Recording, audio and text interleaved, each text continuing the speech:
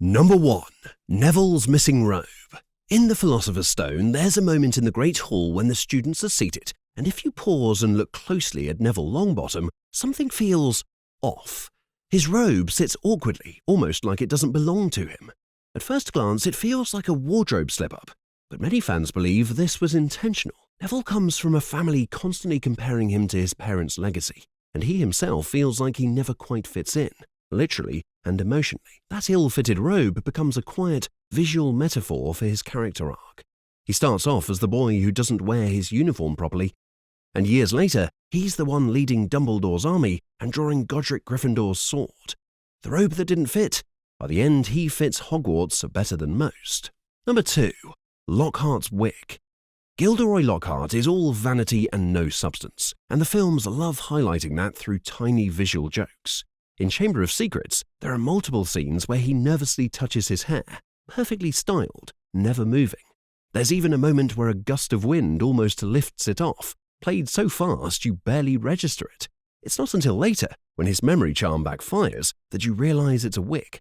The detail does more than just poke fun at his narcissism. It subtly hints that everything about him is fake. His hair, his fame, even his stories. It's the film telling you the truth long before the plot does. Number 3. Production team portraits.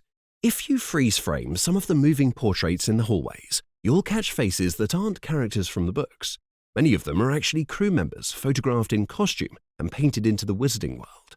Set decorators slipped them in as a tribute, a kind of magical thank you inside the castle walls. It's a blink and you miss it detail, but it gives Hogwarts this fun meta layer, like the people who built the world are living inside it forever. Some even have names referencing prop makers and visual artists who worked behind the scenes. Number 4. Newt Scamander's name. Long before Eddie Redmayne put on the blue coat, eagle-eyed viewers spotted the name Newt Scamander on the Marauders map in The Prisoner of Azkaban.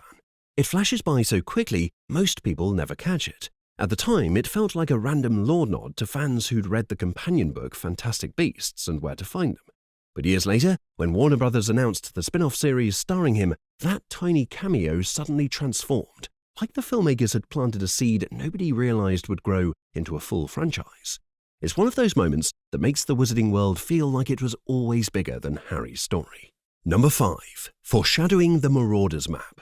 Before Harry even receives the Marauders map formally, the films start teasing its existence through background props and whispered references to mischief and troublemakers associated with Hogwarts' past. Some hallway shots linger on signs about forbidden corridors or unexplained footsteps echoing with no one there. Visual nods to the original map makers, Moony, Wormtail, Padfoot, and Prongs. It's subtle world-building, showing that Hogwarts has always had secrets and rebellious footsteps hidden just beneath the surface. Number 6. Dumbledore's Sherbet Lemons. Look closely at Dumbledore's desk in The Philosopher's Stone and again later in Half-Blood Prince. There's always a small dish of sherbet lemons. In the books, this candy is his favourite muggle treat, but the films never say it out loud. Instead, the prop team just placed the sweets there for dedicated fans to notice. It makes Dumbledore feel more human, more whimsical, like he's got this quiet fondness for simple pleasures even with the weight of the wizarding world on his shoulders. Number 7. Chocolate frog cards changing between shots. One of the earliest magical moments in the series is Harry opening his first chocolate frog card and seeing Dumbledore's face disappear. But in later films, if you pay attention to props on tables or shelves, you'll spot different wizard cards scattered around. Some with faces that never get identified but reference old wizard names from the books and wizarding world lore.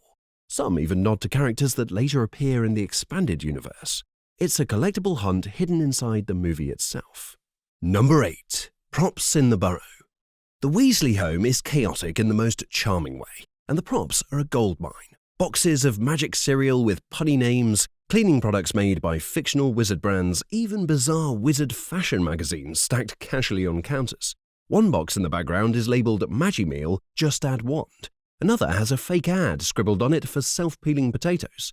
These aren't just random decorations. They flesh out the culture of everyday wizard life the books never had time to explore directly. Number 9. The Wizard's Chessboard and the trio's future roles. When Ron, Hermione and Harry enter the life-sized chessboard in Philosopher's Stone, it's not just an action set piece. Ron becomes the knight, the strategist willing to sacrifice himself for the team. Hermione remains a support piece, powerful but logical and controlled. Harry steps forward as the king, the one protected, but destined to face the final move alone. It's early foreshadowing wrapped in a thrilling set piece, and the characters live that metaphor all the way to the Battle of Hogwarts. Number 10. Dementor Footprints. In Prisoner of Azkaban, even the end credits become part of the story. Designed as pages of the Marauders map, the credits show footprints wandering across the parchment. But if you look carefully, some are not human.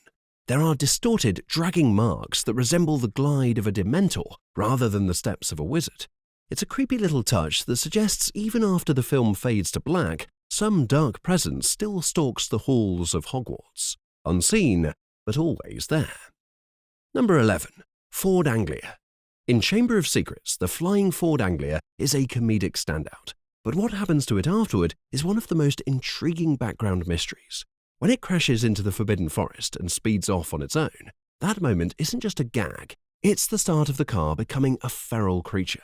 In later shots, if you pause during wide forest scenes, you can briefly glimpse flashes of blue metal between trees, almost like an animal lurking. The filmmakers treated the car like a runaway beast, wild, free, and now part of the forest ecosystem. It's an Easter egg that only exists if you're looking beyond the characters and into the world around them. Number 12. Wizarding books in the background. Throughout the series, you'll spot worn-out wizarding books stacked in classrooms, libraries, even under desks. Look closer, and some of the titles are the exact ones J.K. Rowling published as companion pieces, like Fantastic Beasts and Where to Find Them and Quidditch Through the Ages. But the prop team took it further. They included extra joke titles like Hairy Snout, Human Heart, and Blood Brothers, My Life Among Vampires. These books exist in the expanded Harry Potter lore, and their inclusion feels like the filmmakers quietly letting hardcore fans know, yes, we read the same deep cuts you did. Number 13. Daily Prophet Mini-Stories. Every time a newspaper appears, most viewers focus on the moving photograph. But pause for a second. The tiny headlines and columns are full canon, written by the prop team to actually build the world. There are articles about minor ministry scandals, random wizard arrests, even gossip about wizard fashion trends. One headline casually references a broom regulation committee dispute, something never mentioned in dialogue, but very much part of Wizarding World bureaucracy. These aren't filler props, they're micro world-building moments that only reward those who freeze frame and zoom in. Number 14. The invisible leaky cauldron sign. In Harry Potter and the Philosopher's Stone, there's a moment so quick most people never process what just happened. As Harry and Hagrid arrive in London and walk towards the leaky cauldron, the camera shows a dingy, completely black, blank-looking storefront wedged between two ordinary muggle shops. To anyone walking past, it looks like nothing, but the moment Harry and Hagrid step in front of it, the sign suddenly becomes visible, revealing the leaky cauldron in old-fashioned lettering. It's a brilliant way of showing, not telling, that the magical world is right there in front of muggles. They just never notice it. Number 15. Jim Kay-style Easter eggs. While Goblet of Fire took a darker turn, set designers added something most people missed. Subtle artistic nods to classic fantasy literature scattered through tournament banners and tent designs. Some Quidditch camp flags carry symbols reminiscent of Tolkien's Elvish script. A tent in the background is decorated with patterns inspired by old British fantasy book covers. These touches never take center stage. They're just there as respectful nods to the fantasy greats that paved the way for stories like Harry Potter to exist on screen. Number 16. Snape's Classroom. Snape's classroom looks cold and shadowy at first glance, but look closer at the arrangement of objects. Every jar, every neatly placed instrument feels obsessive, almost controlled. On one shelf, a jar is labelled with an ingredient used in a wolfsbane potion, a quiet nod to his secret work protecting Lupin. Certain jars hold references to advanced potions Harry later finds in the Half-Blood Prince's textbook. It's like the set designers sprinkled clues about his hidden genius right there in the room. But because Snape's so intimidating, no one ever looks around long enough to notice. Number 17. Death Eater Destruction Book cover art. In the Order of the Phoenix and Deathly Hallows, when the Death Eaters attack alleys or public areas, the aftermath doesn't just look chaotic, it's shaped. Papers scatter not randomly, but in a swirling pattern, echoing smoke designs from the British book covers of the series. Fans comparing shots noticed that, in some scenes, even torn posters form shapes that resemble the Dark Mark or Phoenix Wings.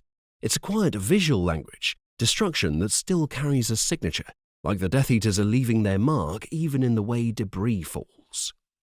Number 18. Crew nicknames on prop labels.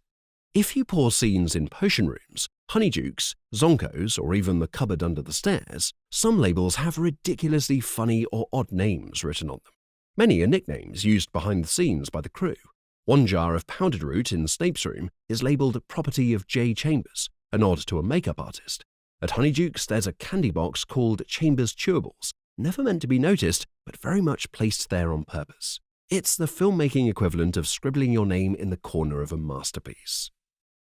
Number 19. Creature designs match emotional tone. The house elves, the owls, even the hippogriffs. If you look at them from film to film, their features and proportions change.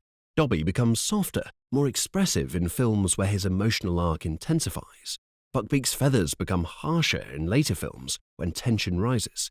Even the owls are animated to blink slower or faster depending on the mood of a scene. These changes aren't explained, never mentioned, but the visual team adjusted creature design like emotional lighting, letting them feel the tone of the story without saying a word. Number 20. Chalkboard scribbles predict future plot points. In several classroom scenes, especially in Prisoner of Azkaban and Half-Blood Prince, background chalkboards have potion formulas or magical notes scribbled across them. Most viewers think it's random set dressing, but zoom in and some of those scribbles reference spells and ingredients linked to future moments, like a partial formula for Polyjuice Potion before it returns later, or a mention of Bezoars before Harry uses one to save Ron's life. The castle itself seems to whisper what's coming, but only to those who care to look. Number 21. Prop book covers hide wizard authors and lore references. In libraries, common rooms, and even tossed casually on desks, several books have titles that only appear for a split second. Among them are obscure wizarding authors mentioned once in the books, like Adalbert Waffling and Matilda Bagshot, whose names appear in tiny print on spines or covers. Some books even have half-visible titles like Defensive Magical Theory, teasing content that becomes important later in the story. The prop team treated these like treasure hunts. If you pause at the right moment, Hogwarts suddenly feels like a living academic world, bursting with more knowledge than Harry ever gets his hands on. Number 22. Quiet tributes to crew. Behind the magic, a lot of real people poured years of their lives into these films, and some of them unfortunately passed away during production. Instead of public dedications, the filmmakers embedded subtle tributes into the world. A name etched on a wand box in Ollivanders, an initials mark carved onto a trunk, even a wizard family name referencing a set designer who had died. These tributes are never meant to be loud or obvious. They exist quietly in the world, just like the magic itself, hidden but meaningful. Number 23. Peeves exists in the set. Peeves the Poltergeist never appears in the final cut of the films, despite being cast and even filmed in early production. But his presence lingers. In the background of Hogwarts hallways, there are mysterious messes, ink splatters, floating cushions, prank items hanging from chandeliers. None of the main characters mention him, but the evidence of his chaos is sprinkled across the set like breadcrumbs. The filmmakers let Peeves haunt the castle indirectly, a ghost of an idea that fans who read the books would instantly recognize without a single line of dialogue. Number 24. Hogwarts architecture. Rewatch scenes where the cameras sweep across Hogwarts corridors and staircases. The stained glass windows above certain house-specific areas contain colours and patterns related to that house's lore. Near the Slytherin pathways, serpent scales are subtly etched into the stone lattice. Look up near the Gryffindor tower and you'll spot a lion engraving so faded it blends into the wall unless the light catches it. These weren't random medieval designs. The art department assigned personality even to the stonework, making Hogwarts itself feel like a character that remembers its own history.